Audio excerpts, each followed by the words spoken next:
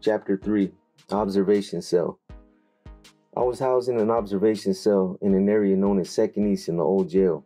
At the time, I didn't know it, but their whole purpose for housing me there was to isolate me from the rest of the jail and curtail my communications with the other North Annual inmates.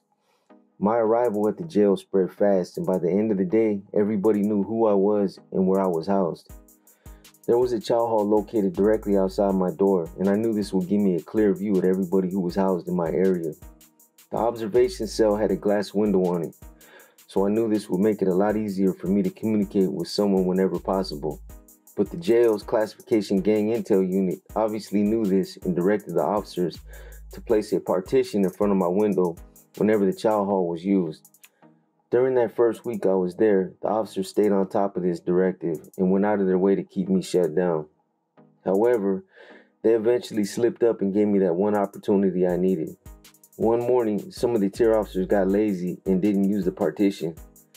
This was the only opportunity I needed to establish contact with some of the northerners who were housed in an area of the jail referred to as the snake pits.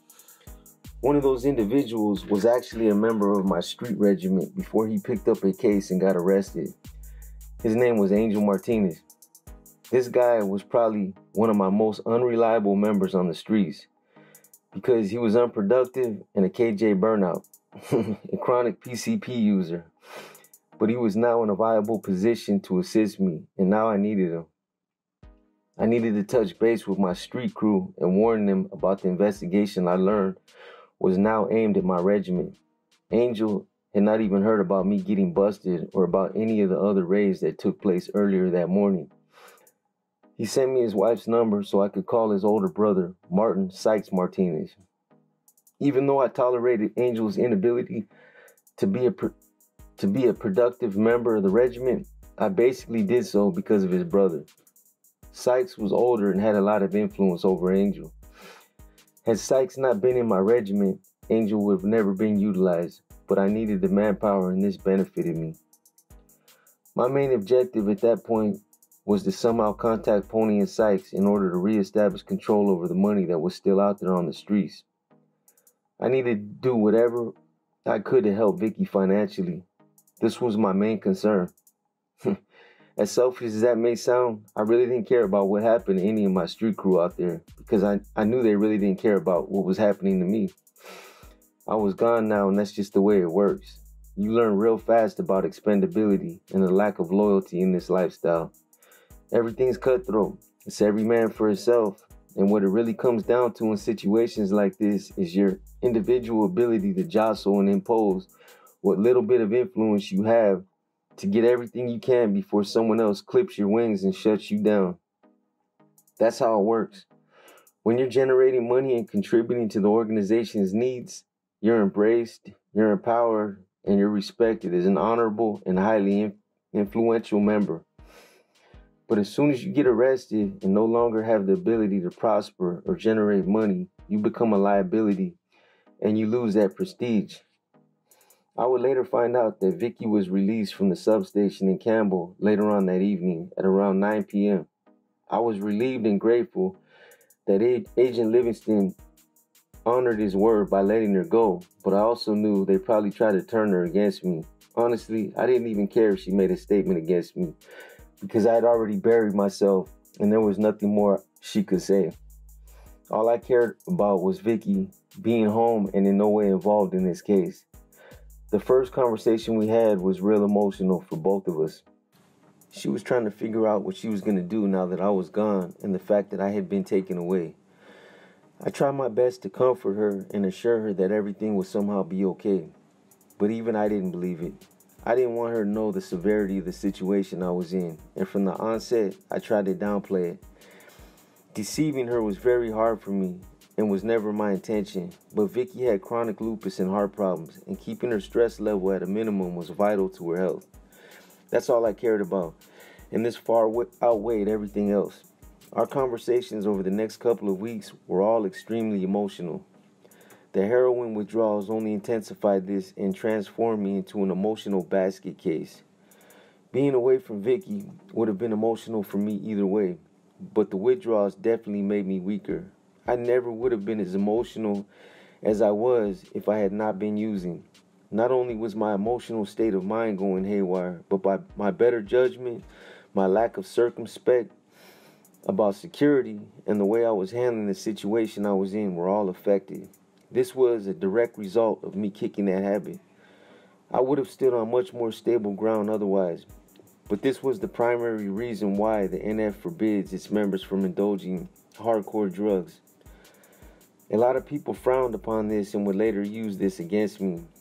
In a desensitized organization or world that we're taught to function in, I show weakness. I showed emotion and compromised my integrity over a woman, something the pathological mindset that this organization strongly opposes. Showing any kind of emotion is looked upon as weakness, a chink in your internal armor. But this is all a facade. I don't care who you are, how callous and desensitized you think you've become, or how cold this organization has made you. We all still base some of our actions on emotions and personal feelings. None of us can completely deprogram ourselves or our actions from emotions. People can call me soft or say whatever they want. I really don't give a fuck. But unless you have a wife that's dying of a terminal illness in front of you, and you feel like you're never going to see her again, you can't even begin to pass judgment. I say to anyone who still thinks this way, it would be a serious miscalculation to confuse this with being weak or that I'm a coward.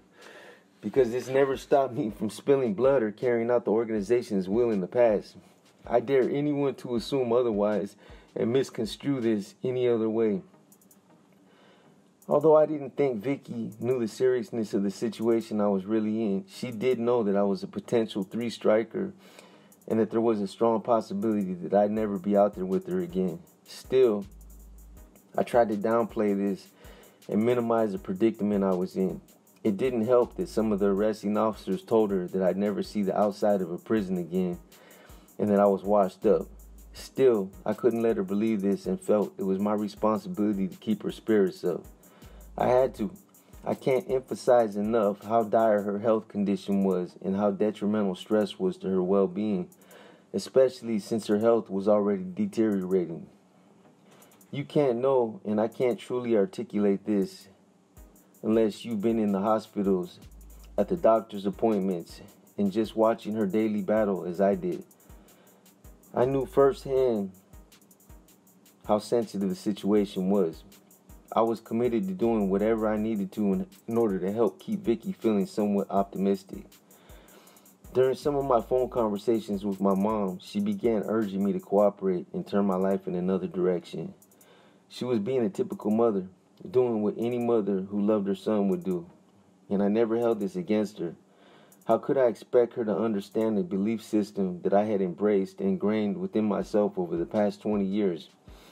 Your loved ones don't comprehend this, nor do they place any value on things such as loyalty, honor, decorum, principles, ethic, or fundamental morals, especially when it's misdirected. They don't understand the rationality of putting a criminal organization before them and why it's so important to place high emphasis on personal integrity. The only thing they see or understand is that their loved one is falling victim to a corrupt, aimless criminal element, the gang lifestyle, and they want to save you, and that these loyalties should be directed at family. In retrospect, it's a trip, because although family, wives, or even just women in general do not fully grasp what it means to be involved in this type of lifestyle, they'll still respect it, believe in it, and even promote it only because it's associated with you and what you believe in. My mother, she never liked the fact that I committed myself to this life or to the Nuestra Familia, but she respected it and never spoke on it when I was out there doing my thing. But now that my life was hanging in the balance, she didn't pull no punches or use any discretion when it came to telling me how she really felt. She basically wanted me to abandon the NF, to save myself and do whatever I needed to in order to get back home to her and Vicky. I tried brushing it off, even though a lot of what she said was true. I knew it was true, but my mind and heart still clung to these loyalties. Our conversations continued, and she became emphatic about her position, questioning my love for Vicky, my love for my family, and my freedom in general. I knew she'd be talking to Vicky about these things too, and I didn't want Vicky to begin questioning how I felt about her or where my heart was at. My mom had begun getting in her head, and this put me in a compromising position. Vicky never suggested that I should cooperate with law enforcement or press me on these issues because she gave me that respect, but I knew what she would have wanted if I would have ever asked. All she kept telling me was that she wanted me back home, that she needed me there with her, and that she wanted me to do whatever was necessary in order to get back out there. But my mom was more forthright and began pushing me to make a choice, either my family or prison, and she told me not to call anymore if I chose prison. At first, I tried to avoid the whole conversation whenever she'd bring it up, but my mom was relentless and pressed me about it every time I called. Soon it became clear she was putting all this in Vicky's head and told her that if I wasn't willing to even consider it, that this proved that I really didn't love them and that I was still willing to put my people before them. But my mom continued to pound it in that my supposed brothers in arms didn't give a shit about me, weren't going to do nothing to assist me with my legal fees, and that I was just going to be another lifer warehoused in Pelican Bay. Some of these things were true. I knew it, and reality was staring me straight in the face. But my loyalties to this organization weren't about to be shaken that easily. I still believed in the NF, even though my world was a curious mix of contradictions. I had sacrificed too much already, and I had never allowed adversity to waver me in the past. And I honestly believed that this time wouldn't be any different. But this time was different, and I knew it. My loyalties were about to be tested like never before. And this time, my family was right in the middle of it. I knew I had to keep Vicky believing that things weren't as bad as what she thought they were, and that there was still hope for me making it out of this. I also knew that the only way to do this would be to tell her that I was willing to cooperate if that's what it was going to take, and that I'd be willing to do it for her.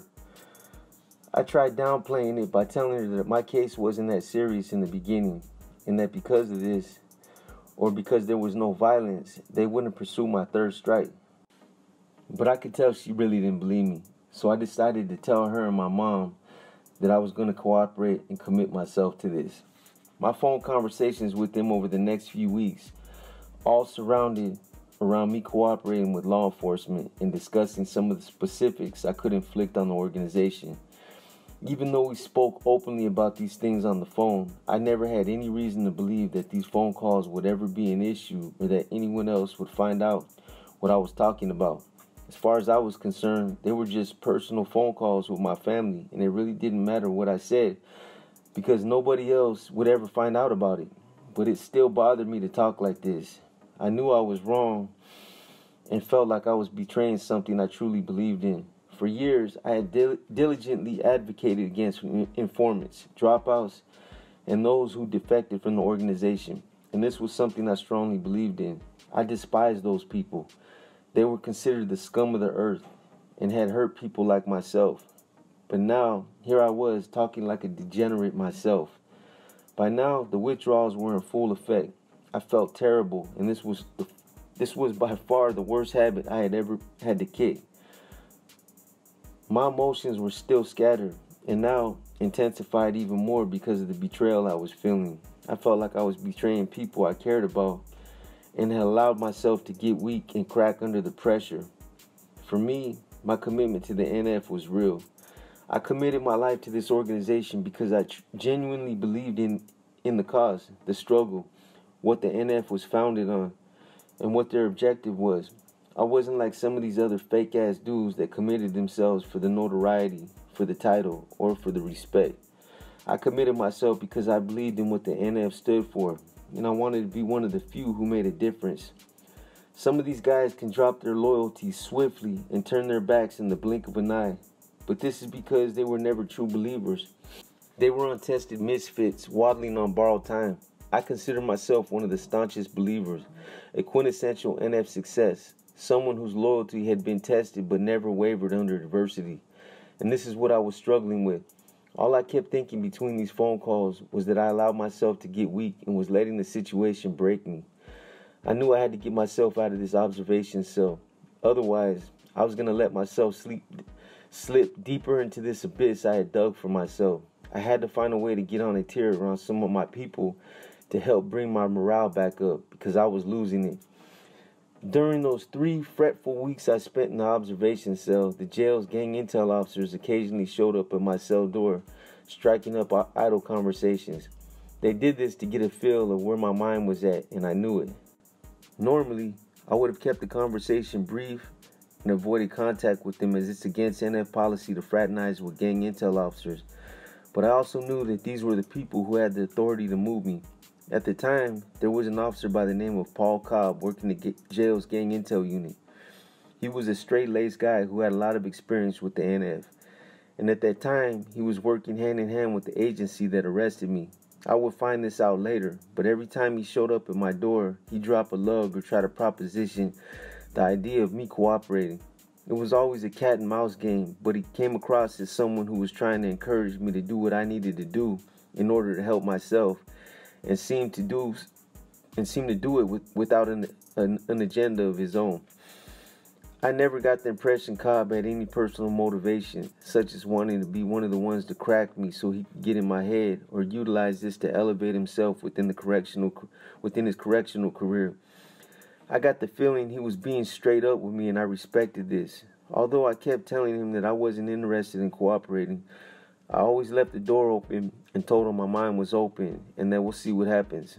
I would later find out that he was monitoring all my phone calls and that he'd heard everything I told my mom and Vicky about cooperating. I'm sure these people also knew the withdrawals weakened me, that this was probably the time when I was the most vulnerable and their best chance to seize the opportunity. Keeping me isolated was another tactic they employed, and for the most part, it worked.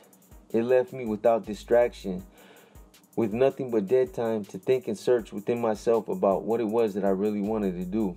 On the 4th day after arriving at the jail, I had my first court appearance.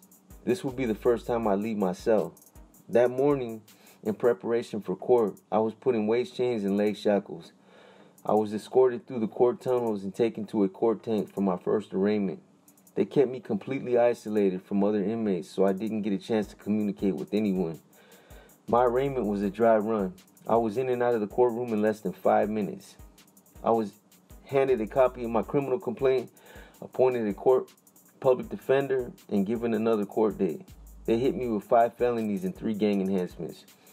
I knew I was in a lot of trouble because I was a 3-striker, but one thing stood out. I was being charged alone and did not have any co-defendants. This was a small bright spot, as I didn't have to worry about any negative exposure or being involved in a high-profile gang case. But it still didn't change the fact that I was being charged as a 3-striker. After being escorted out of the courtroom and through the court tunnels, I was placed in a small holding tank adjacent to the area where the gang's classification intel unit processed incoming inmates. From this area, I could see where the gang intel officers were, and I was able to see Cobb. Cobb saw that I'd been placed in a nearby cell, and within a few minutes came to my door and said, "Hey, can I have a word with you?" I responded, "What's up, Cobb?" He opened the door and leaned in and said, "Somebody wants to talk to you." When I asked who it was, Cobb said, "Bob Messer." I knew who Messer was because he identified himself as being a commander with the Department of Justice after I was arrested. He brought me some forms to sign, informing me that they were trying to seize one of my vehicles and all the money found at my house, as they believed it was purchased with drug money. I asked Cobb what he wanted to talk about.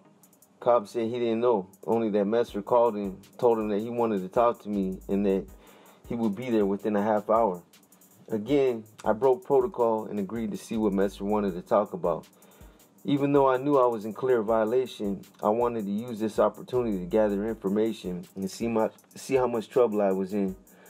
Bob Messer was Agent Livingston's supervisor and was given a special assignment as the commander of SCCSET, an acronym for Santa Clara County Specialized Enforcement Team.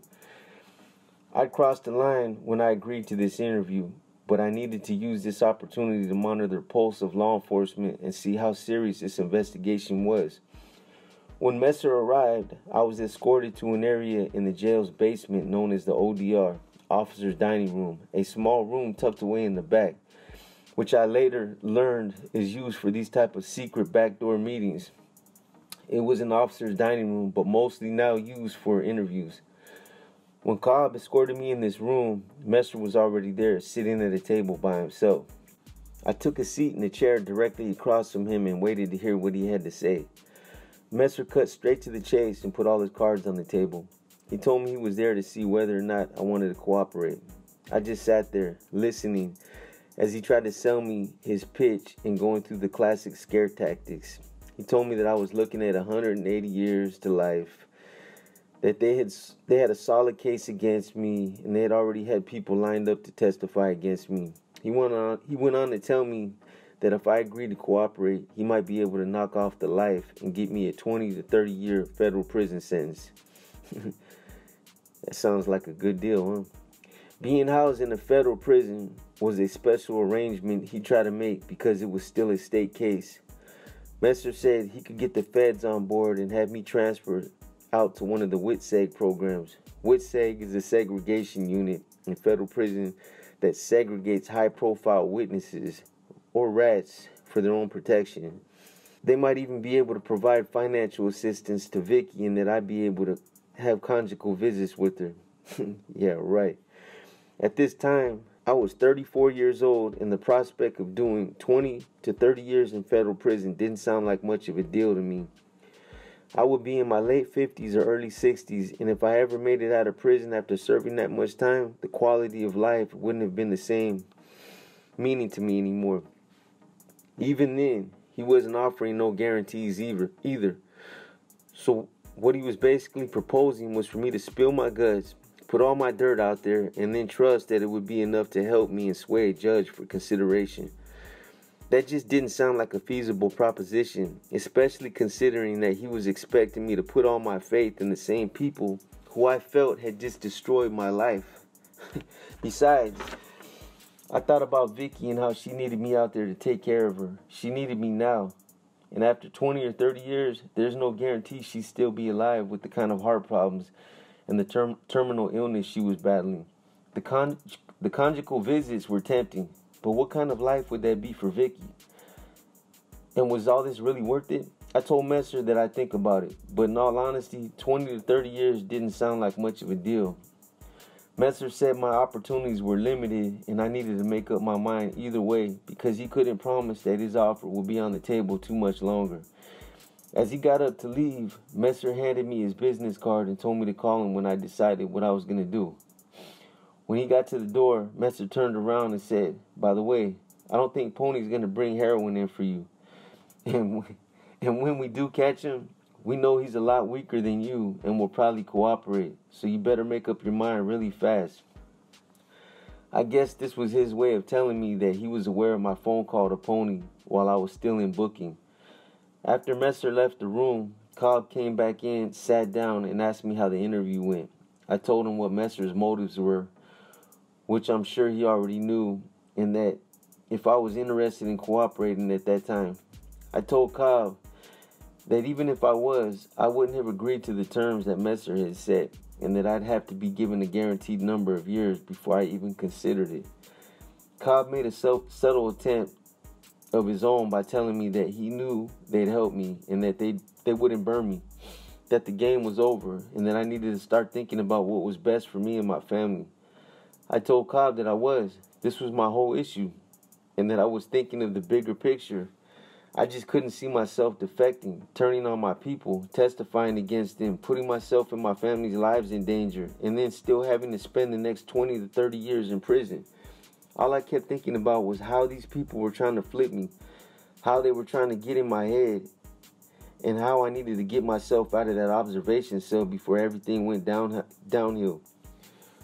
Prior to my house getting raided, I was communicating with an individual by the name of Joseph Otomi Beta, who was basically overseeing the county jail under my direction.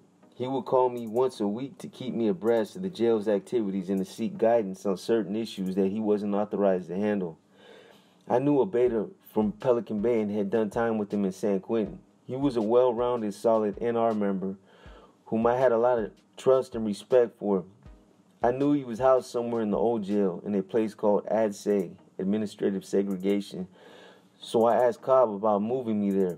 He laughed, told me it would never happen, and that it wasn't in his control anyway. This was something that was also being requested by outside agencies to keep me isolated and incommunicado with the rest of the jail.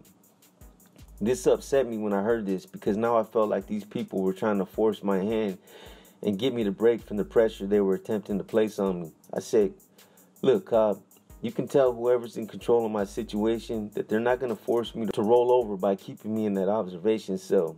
And if that's what they think, it's just going to have an opposite effect. I told him that if anything, it would discourage me because they're making me think that they're trying to break me. It wasn't going to work.